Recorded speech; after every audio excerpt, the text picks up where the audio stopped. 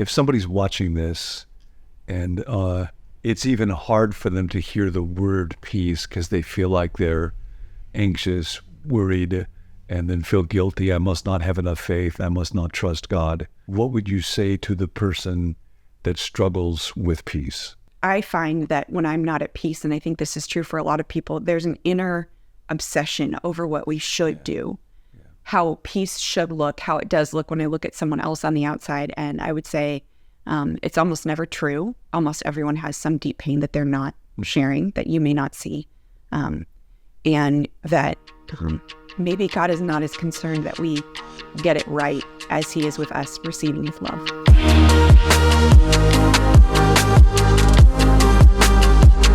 Hey, real quick, you may have noticed in the corner of this video that it was filmed a while back, but we thought it was so good we wanted to revisit it.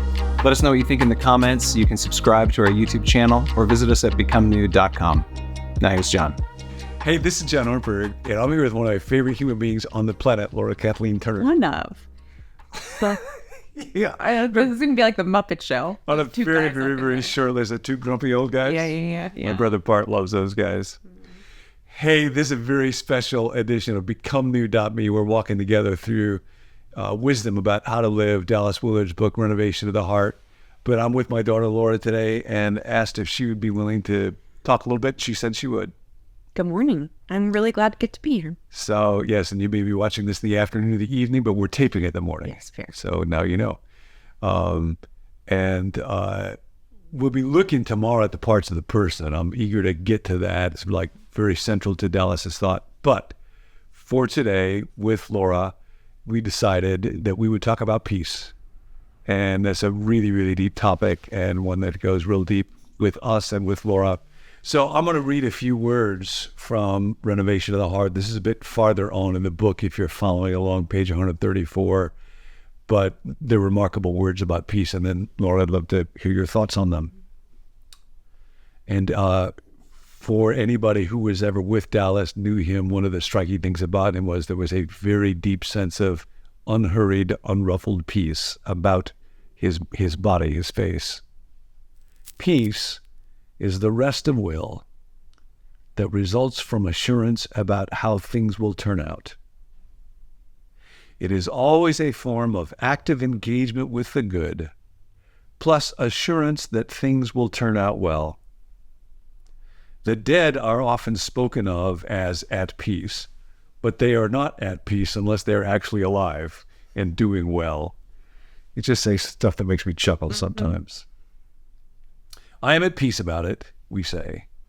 And this means I'm no longer striving, inwardly or outwardly, to save some outcome dear to me or to avoid one that I reject.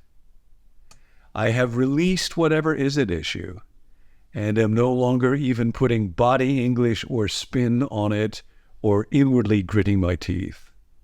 Of course, everyone is at peace about some things, one hopes, but few have peace in general, and fewer still have peace that reaches their body and its automatic responses to such a depth that it does not live in a covert state of alarm.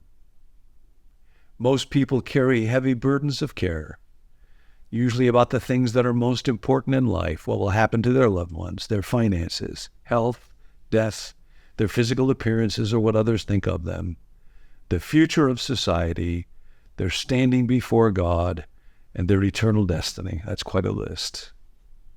To be at peace with God and others, family, neighbors, co-workers, is a great attainment and depends on graces far beyond ourselves as well as on our own efforts. That is also true with being at peace with oneself. And Laura, I know that peace is a loaded and many-layered word and a long journey for you, so I'd love to have you share whatever you'd like. Thanks, Dad. It's such a funny word in some ways because I think there are the layers that we hear if we grow up in the church or if you're around long enough. You hear about, I'm part of a liturgical church, and so every Sunday we pass the peace to one another. And a lot of people hate that. And I do too sometimes, because it feels a little awkward. And do you say hello just to the people that you know, or do you greet the people that you don't know and are new? And in COVID, it's even weirder. There's, peace on a large scale, world peace. There is peace between people. I try to be at peace with all people insofar as it is kind of in my capacity and power to do so, as we read. And then there's peace within myself, peace with God, peace about future circumstances. And does that mean then that I don't worry? And does it mean then that if I do worry, worrying is a sin against God because I am not at peace? And what does it mean when the chemicals in your brain tell you that you should worry? And why are we wired to worry in certain ways and to not be at peace or to accept certain things in a good way? When I'm driving and I see someone run across the street in front of me, I ought to be worried that I'm not going to slow down for that person in a way that will enable me to do so. So there are layers to this that go so deep. And I think the more that we attribute this to effort alone, the more isolating it is when I have felt in the past like I cannot create peace in my life. And I felt like I have let God down when I have not been at peace. And I think the place in the last few years that Dallas talks about, and then there's a bit that I'll share in a second that Stanley Hauerwas talked about years ago in the interview that I love. But when Dallas talks about peace comes from the acceptance of God's gift for us in his son. There is a beauty to acceptance that I think can lead to peace, because at its deepest, when we start to accept what is true, we start to realize that we cannot control it. And so I think of, a situation with a friend who recently lost someone that he really loved. And this friend of mine is in pain and hurting, and I've been the person in pain and hurting, and you can't reverse death. And it's very hard to immediately be at peace with death. But if I can start to work to accept this is what happened, I cannot change it. I can live with it and in it, and it's okay to feel all the emotions I'm feeling, then a strange sort of peace starts to come into my body. And so it's accepting those circumstances, and then it's also accepting the emotions that we have. I think it's easy when you've grown up in the faith to feel like there are good emotions and there are bad emotions. And only certain of them lead to peace. And so therefore the other ones, I felt when I felt anxious, I should reject. And push them away or resist them. Push them away, resist them, get rid of them, not talk about them. But one of the things I love that Stanley Hauerwas mentioned in this interview years ago, he was talking about peace in terms of pacifism. And he said that he is a pacifist precisely because he is a violent person and he knows his capacity for violence. I don't think that means Stanley Hauerwas is going to go and punch people, but you never know. No, you don't. I've never been in his classes. But he talked about there's a vulnerability that you have to have before you can be at peace. And I think that through line is what connects world peace and peace on a global scale, what connects interpersonal peace and what connects to deep personal peace. If somebody's watching this and it's even hard for them to hear the word peace because they feel like they're anxious, worried, and then feel guilty. I must not have enough faith. I must not trust God. Before we sign off, what would you say to the person that struggles with peace? I'm thinking now of a little while ago, I was talking with my therapist, and she and I were talking about something I was doing, and I was saying, I just don't know if this is right, if this is God's will for me.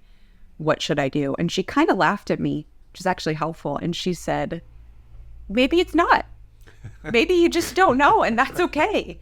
And you have to trust that that God is going to be able to make things right. And so that's not to say it's so easy, but to say,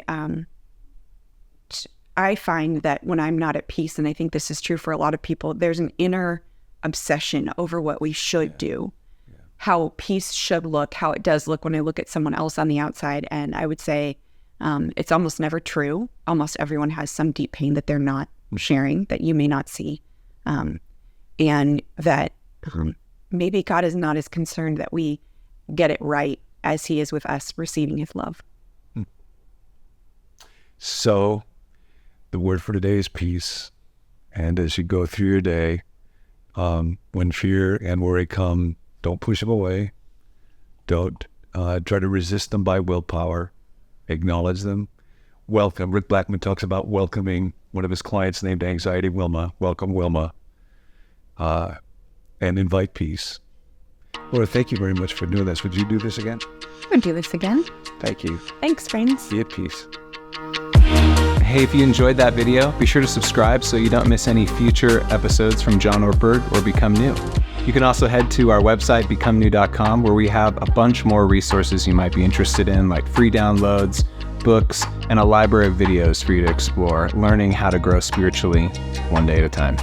If you've got a prayer request, you can text it to us at 855-888-0444, and you'll receive a written response from someone on our team who will pray for you.